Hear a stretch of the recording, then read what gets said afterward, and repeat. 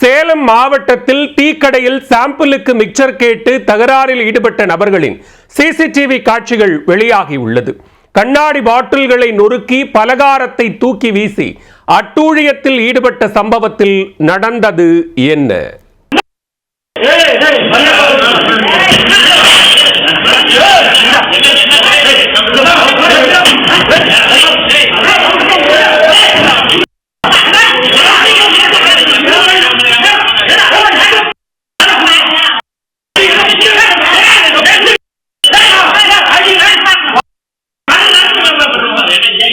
சேலம் மாவட்டம் இளம்பிள்ளை பகுதியில் வடிவேலு என்பவருக்கு சொந்தமான டீ கடை உள்ளது.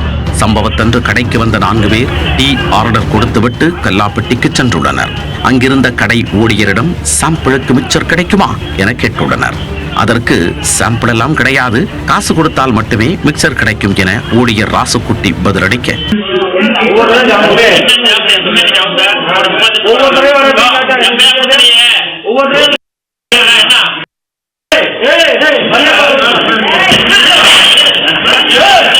அதை கேட்டதும் 4 பேரில் 2 கடும் ஆத்திரமடைந்தனர்.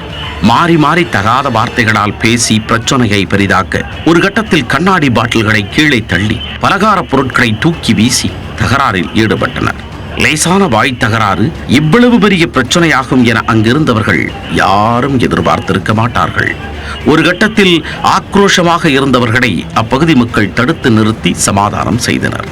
பட்டப்பகலில் பெரும் பரபரப்பை ஏற்படுத்திய இச்சம்பவம் தொடர்பாக சிசிடிவி காட்சி ஆதாரத்துடன் மகுடஞ்சாவடி காவல்துறையினர் வழக்கு பதிவு செய்து விசாரணை நடத்தி வருகின்றனர். சாம்பிளுக்கு மிக்சர் கேட்டு டீக்கடையில் தகராறு செய்த சம்பவம் சேலம் இளம்பிள்ளையில் பெரும் சலசலப்பை ஏற்படுத்தியதோடு மட்டுமல்லாமல் மிக்சருக்காக ஒரு அக்கப்போரா என கேட்டு அங்கிருந்த மக்கள் கரைந்து சென்றனர்.